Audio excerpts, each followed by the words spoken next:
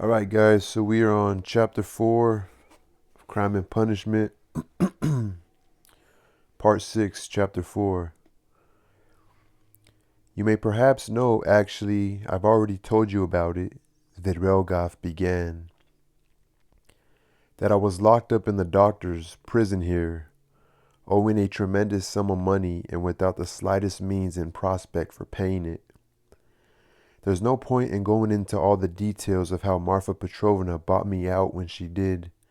Have you any idea of the degree of morale, insensibility to which a woman is sometimes capable of loving? Have you any idea of the degree of morale, insensibility to which a woman is sometimes capable of loving? She was a decent woman, not at all unintelligent, though completely lacking in education. Can you imagine? This same decent and jealousy possessive woman took the step of condescending, after the most horrible scenes of frenzy and reproach, to a form of contract with me. I just wanted to make sure I didn't skip a paragraph or a sentence. So, this same decent and jealousy possessive woman took the step of condescending, after the most horrible scenes of frenzy and reproach, to a form of contract with me, one to which she adhered throughout the entire period of our marriage. The fact is that she was considerably older than me, and she constantly went around with some kind of clove in her mouth. I had enough brutishness in my soul and enough of my own form of decency to tell her right from the word go that it was quite out of the question for me to be faithful to her. That question sent her into another frenzy, but I think that my crude candor, that confession sent her into a frenzy. But I think that my crude candor actually appealed to her in a strange kind of way. It was as if she said to herself, he mustn't really want to deceive me if he's telling me about it in advance. Well, and to a possessive woman, that's the thing that counts most of all. After lengthy bouts of tears, a kind of verbal contract came into being between us. Its stipulations were that firstly, I would never leave Marfa Petrovna and would always remain her husband. Secondly, I would never absent myself without her permission. Thirdly, that I would never retain a permanent mistress.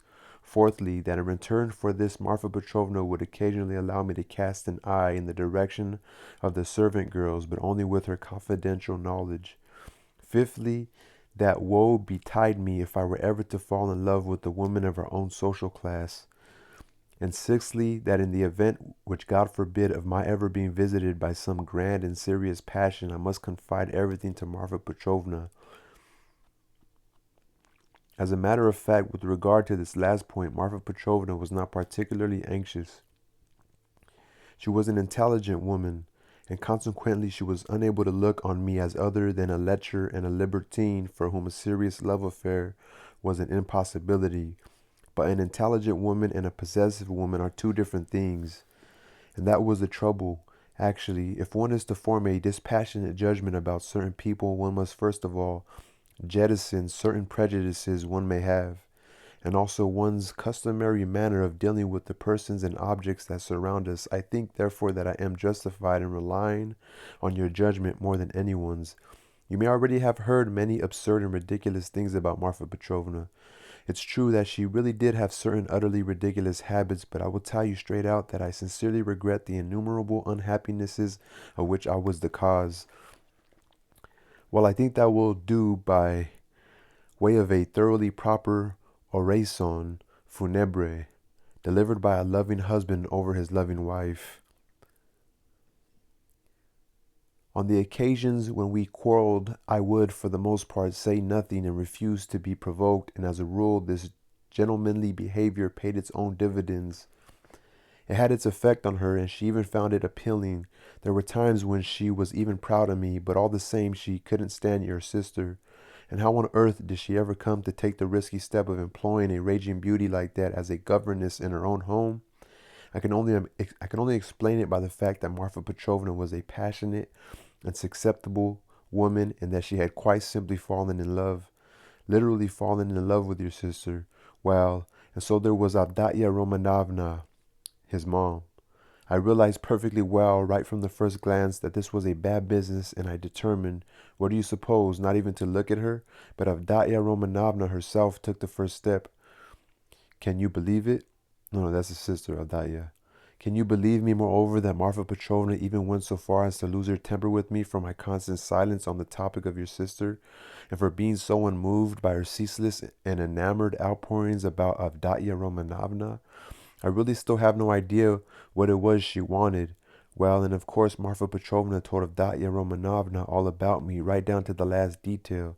She had an unfortunate character trait that drove her to tell every single person our family secrets, and she used to complain to them incessantly about me. So why should she make any exception of her new and beautiful friend? I assume that they talked of nothing but myself, and there can be no doubt that Avdotya became acquainted with all those murky and mysterious legendary deeds that are ascribed to me. I would venture to bet that you have also heard certain things of that kind. Yes, I have. Lucien was accusing you of having caused the death of a child. Is that true? Please do me the favor of leaving those banal little stories alone, Svidrigailov said, turning away peevishly and with disgust. If you really must know about all that nonsense, I shall tell you about it separately sometime. But now, people have also told me things about some manservant you had on your estate, and said that you were the cause of that too. If you don't mind, that's enough, Svidrigailov broke in again with manifest impatience. If you don't mind, okay, so was that the same manservant who used to come and fill your pipe after he died? The one you told me about yourself? Raskolnikov asked, growing more and more irritated. Svidrigailov gave Raskolnikov a close look, and to Raskolnikov it seemed for a moment as though in that look there flashed like lightning a malicious smile. But Svidrigailov restrained himself and answered with the utmost politeness, "The very one. I perceive that all this is of extreme interest to you, and I shall consider it my duty to satisfy your inquisitiveness on all these points at the earliest convenient opportunity. The devil take it. I see that it really is possible for me to appear as a romantic personage to certain people. Well, then I think you can judge for yourself the degree to which I am obliged to my deceased Marfa Petrovna for having told your sister so many mysterious and interesting things about me. I do not presume to know what impression it all made on her, but at any rate, it did me no harm.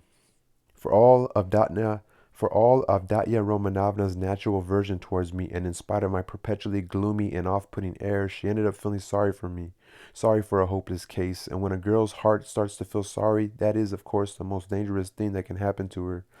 She immediately wants to rescue him, bring him to reason, reanimate him, exhort him to more noble aims, and breathe into him new life and new activity. Well, you know the sort of dreams they have along that line. I at once realized that the bird was going to fly into the net of its own accord, and I, in my turn, made myself ready. You seem to be frowning, Rodion Romanich. Never fear, sir. The whole business ended in nonsense. The devil confound it. What a lot I seem to be drinking. You know, I always regretted the fact that destiny had not seen fit to bring your sister into the world in the 2nd or 3rd century A.D. as the daughter of some small-time sovereign prince somewhere, or some ruler or proconsul in Asia Minor. She would, without any doubt, have been one of those who suffered martyrdom, and she would, of course, have smiled as her bosom was seared by the red-hot pincers. She would have walked into it all on purpose, and in the 4th or 5th century she'd have gone off to the Egyptian desert and lived there for 30 years, nourishing herself on roots, visions, and ecstasies. All that she's thirsting for, all that she demands, is to accept torment for someone else's sake as quickly as possible.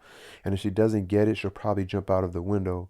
I've heard various things about a certain Mr. Razumikin. They say he's a sober-minded fellow, something his name suggests. He must be a seminarist. Well, let him look after your sister. In a word, I think I've understood her, something I consider to my credit. But back at the beginning of our acquaintance, you know how it is. One's always more stupid and frivolous. One sees things the wrong way, not as they really are. The devil take it. Why is she so good looking? It's not my fault. In a word, I got into all this because of a most uncontrollable surge of physical desire. Avdotya is quite horribly, incredibly, unimaginably chaste. People observe that I tell you this about your sister as a matter of fact. She is chaste to a point where it may be considered an illness, in spite of all her lofty intellect. and it will harm her. At the time, there happened to be a girl with this called Parasha, dark-eyed Parasha, who had just been brought in from another village as serving maid, and one whom I never set eyes on before. Very pretty, but unbelievably stupid. She burst into tears, raised a howl that could be heard all over the estate, and there was a scandal. One afternoon, Avdaya came specially to see me when I was on my own in an avenue of the orchard. Her eyes flashing, demanded that I leave poor Parasha alone. This was almost the first time we had ever spoken to each other, tete a tete. I naturally considered it an honor to satisfy her wish, did my best to pretend shock and embarrassment, and in actual fact played the role rather well. There began toings and froings, mysterious conversations, moral admonitions, beggings, beseechings, even tears. Can you believe it? Even tears. That's how intense the passion for propaganda gets in some of these girls. Well, of course, I blamed the whole thing on my unhappy lot, pretended to be avid and thirsting for the light, and finally set in motion the principal and most unshakable technique there exists for the subjugation of the female heart, a technique that has never yet failed any man and has the desired effect on every single woman without exception. This technique is the familiar one of flattery. There is nothing in the world more difficult than plain speaking, and nothing easier than flattery. If when a man is trying to speak plainly, 100th part of a false note creeps into what he is saying, the result is an instant dissonance, and following it a scandal. In the case of flattery, however, even if everything in it, right down to the very last note, is false, it sounds agreeable and is received not without pleasure. Even though it's a crude sort of pleasure, it's pleasure nevertheless. And no matter how crude the flattery may be, at least half of it always seems genuine. And that's how it is with people of all levels of education and from all layers of society. Even a Vestal virgin could be seduced with flattery. And where ordinary people are concerned, it's a positive walkover. I can never remember without laughing the time I seduced a certain lady who was devoted to her husband, her children, and her virtue. How enjoyable it was and how little work it involved. The lady really was virtuous in her own way. At any rate, my entire tactical method consisted simply in being perpetually overwhelmed by her chastity and in abasing myself before it. I flattered her outrageously, and no sooner had I obtained so much as a squeeze of her hand or even just a look from her than I would reproach myself for having wrenched it from her by force. For the fact that she had resisted so violently that I would very likely never have obtained anything at all if I weren't so depraved, that she in her innocence had not foreseen the insidious nature of my tactics and had submitted inadvertently without even knowing it or being aware of it, and so on and so forth. In a word, I got what I was after.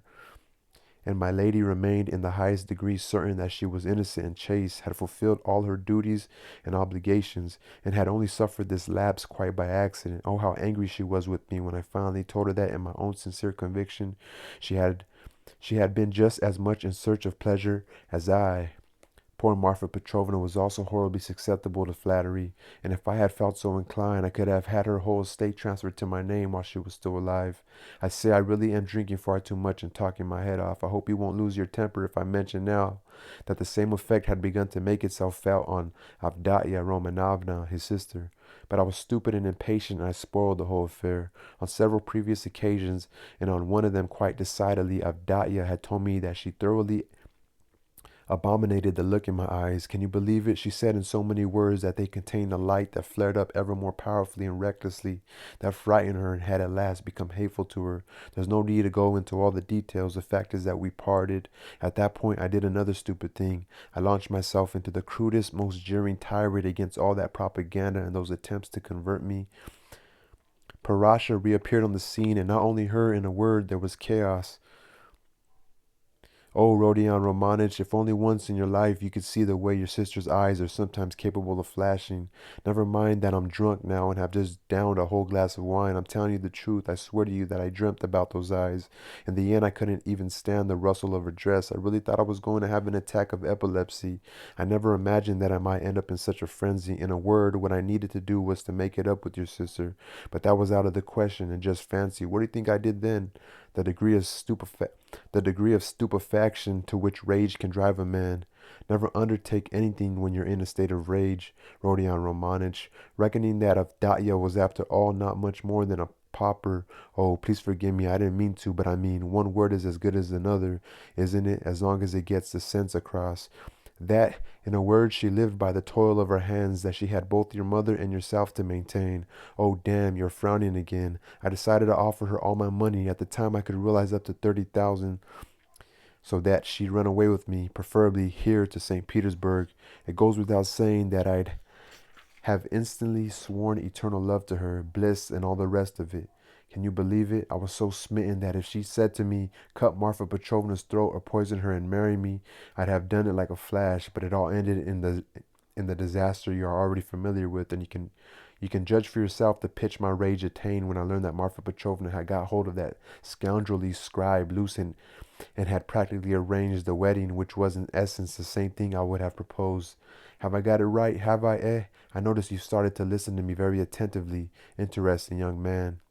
Svidrigaïlov struck his fist on the table in impatience. He had gone red in the face. Raskolnikov perceived beyond any doubt that the glass or glass and a half of champagne he had drunk, sipping it unnoticeably in little swallows, had had a malignant effect on him, and he decided to take advantage of the opportunity. He regarded Svidrigaïlov with great suspicion. Well, after all that, I'm quite convinced that you came to St. Petersburg with my sister in view, he said to Svidrigaïlov directly and without any attempt at concealment in order to irritate him even further. I say that's enough, Svidrigaïlov said quickly as though he had suddenly gathered his wits. Look, I told you, in any case, your sister can't stand me. Oh, I'm convinced of that, too, but that's not the point at issue now. Convinced, are you? Svidrigaïlov narrowed his eyes and smiled a mocking smile. You're right, she doesn't love me, but never be too sure about the things that go on between a husband and a wife or a lover and his mistress. There will always be one little corner that will remain obscure to the rest of the world and which will only be known to the two of them. Are you so certain that Avdotya looked on me with revulsion? From certain things you've said during the course of our conversation, I can see that even now you have your own ends in view, and that you have quite pressing designs on Dunya, which are of course villainous ones. What? Did I say things like that? Svidrigaïlov asked in utterly naive alarm, paying not the slightest attention to the epithet attributed to his designs. Yes, and you're saying them now. Well, what are you so afraid of? Why have you taken fright all of a sudden? Me afraid? Frightened of you? It's rather you who ought to be afraid of me, cher ami. And in any case, what rubbish. Actually, though, I'm a bit tipsy. I can feel it. I nearly said something I shouldn't have again. To the devil with this wine. Hey, bring me some water. He grabbed hold of the bottle and hurled it without ceremony of the window. Philippe brought some water. That's a lot of nonsense, Svidrigaïlov said, wetting a towel and putting it to his forehead. I can put paid to you with a single word and reduce all your suspicions to nothing. Are you aware, for example, that I'm about to get married? You already told me that before. Told you, did I? I've forgotten. Well, if I did, it can't have been very definite, as I hadn't even set eyes on my fiancée then. It was all just plans. However, now I do have a proper fiancée, and the deed is done. And if only I didn't have such urgent business to see, I'd most certainly take you off to see her, because I want to ask your advice. The devil! I've only got 10 minutes left. You see, look at the time, but I'll tell you about it anyway, because it's an interesting little knick-knack. My marriage in its own way. Where are you off to? Going again? No, I'm not going anywhere now. Not going anywhere. We'll see about that. Oh, it's true that I'll take you over there and show you my fiancée. Only not just now, as now it will soon be time for you to go. You to the right and I to the left. Do you know that restless woman? The restless woman whose apartment I'm staying in just now, eh? Are you listening? Come on, you know. The one they say was involved in the drowning of that slip of a girl in winter. Come on, are you listening? Are you listening? Well, it was she who cooked all this together for me. You look sort of dreary, she said. It's time you had some fun. Well, I mean, it's true. I'm a gloomy, dreary sort of fellow. Perhaps you think I'm the cheerful type. Not a bit of it. I'm a gloomy chap.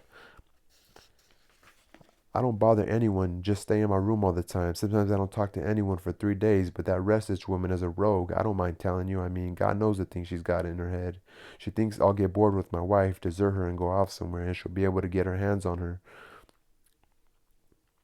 put her into circulation in our social set, that is to say, only a bit higher. She says the father's some kind of enfeebled civil servant who's retired now, spends all his days in an armchair and hasn't used his legs for 3 years. She says there's a mother too, the kind of woman who knows which side her bread's buttered on. The mother is. There's a son who's working in the service out in the provinces somewhere, doesn't lift a finger to help him. One daughter's married and doesn't go to visit them. They have two little nephews to look after as though their own kids weren't enough. And they've taken their younger daughter out of high school. She'll be just 16 in a month's time, and that means they can marry her off to someone. That someone is me. We went to see them. What a comical setup they have. I introduced myself, a landowner, a widower from a well-known family with certain connections with capital. Well, so what if I am 50 and she's only 16? Who's going to take any notice? I mean, it's tempting, eh? Haha, it's tempting. You ought to have seen me talking to her mama and papa. It would have been worth paying just to watch me. She came in, dropped a curtsy. I mean, can you imagine it? She was still in short skirts and unopened budlet, blushing and blazing like a sunrise. They had told her, of course. I don't know what your preferences are concerning the female physiognomy, but if you ask me, those 16 years, those still childish eyes, that shyness, and those tears of embarrassment, if you ask me, those are preferable to any beauty. And she's a picture even as it is. She has this flaxen head of hair frizzed up into little lamb-like curls, scarlet, bee-stung lips, legs that are really something. While we introduced ourselves, I said I was in a hurry because of family business, and the following day, the day before yesterday, that is, we took the blessing. With that out of the way, whenever I go there now, I immediately set her on my knee and won't let her down. Up she blushes like a sunrise again, and I cover her in kisses. Her mother naturally tells her this is the man you're going to marry, and that's what you're required to do. In a word, it's a real pot of honey. Quite honestly, the status of fiancé I occupy at the moment may even be preferable to that of husband. It involves what they call a la nature et la vérité. Ha ha. I've exchanged intimacies with her a couple of times, the little things not at all unintelligent. Sometimes she gives me a secret glance. God, it burns right through me. You know, she has a little face like Raphael's Madonna. The Sistine Madonna has a fantastic face, the face of a sorrowful, holy fool. Didn't that leap to your eyes the first time you saw it? Well, it's something in that genre. The very next day after we'd taken the blessing, I brought her about 1,500 rubles worth of stuff. A diamond gewgaw and a pearl one and a silver lady's toilet box about this size full of all kinds of things so that the little Madonna's face fairly colored up. I put her on my knee yesterday and I must have done it with too little ceremony, for she blushed all over and the tears came flooding, though she didn't want me to see them, and she was all on fire. Everyone had gone out for a moment. She and I were left alone, and she suddenly flung herself on my neck. The first time she'd done it without prompting, embraced me with both her little arms, kissed me, and swore she would be an obedient, faithful, and loving wife, and that she'd make me happy, that she'd throw her whole life into it, every single minute of her life, that she'd sacrifice everything, and that all she wanted to possess in return for all this was my respect. And other than that, she said, I want nothing, no presents, nothing at all. I think you'll agree that to hear a confession like that alone with a little 16-year-old angel like that in a little dress, a little tulle dress with her frizzed up curls, a blush of maidenly modesty on her cheeks, and the tears of enthusiasm in her eyes, I think you'll agree that all that is just ever so slightly tempting. Don't you think so? I mean, it's worth something, eh? Come on, isn't it? Well, listen, we shall go and see my fiance, only not right now. I thought he was younger. He's a little sick, old ass man. In a word, what you're saying is that this monstrous difference in years and development also arouses your lust, and yet you're still going ahead with this marriage? What? But of course, everyone must look out for himself, and the best time is had by those who are best able to deceive themselves. And the best time is had by those who are best able to deceive themselves. Ha ha! I say, you've really plunged into virtue up to your neck all of a sudden, haven't you? Have a heart, old chap. I'm a sinful man. He he he. You don't say so, though you did find a home for Katerina Ivanovna's children. But you had your own reasons for doing that. I understand it all now. On the whole, I'm fond of children. I'm very fond of children, Vidrelgov chortled. On that account, I can even relate to you a certain very curious episode that is actually still taking place. On the first day after my arrival here, I called in at one or two of those dives. Well, after 7 years away from the town, I fairly pounced on them. You've probably observed that I'm not in any hurry to get together with my cronies, my former friends and acquaintances. Indeed, I'm trying to hold out for as long as possible without seeing them. All the time I was living out there on Marfa Petrovna's country estate, I kept being tormented by memories of all those mysterious locales and little snuggeries where a man who knows his way around can find a great many things. The devil take it. The common folk are drunk all the time. The educated youth is burning itself out in vain dreams and fantasies, crippling itself on theories. Jews have come flocking in from somewhere, hiding money away, and everyone else is indulging in sexual license.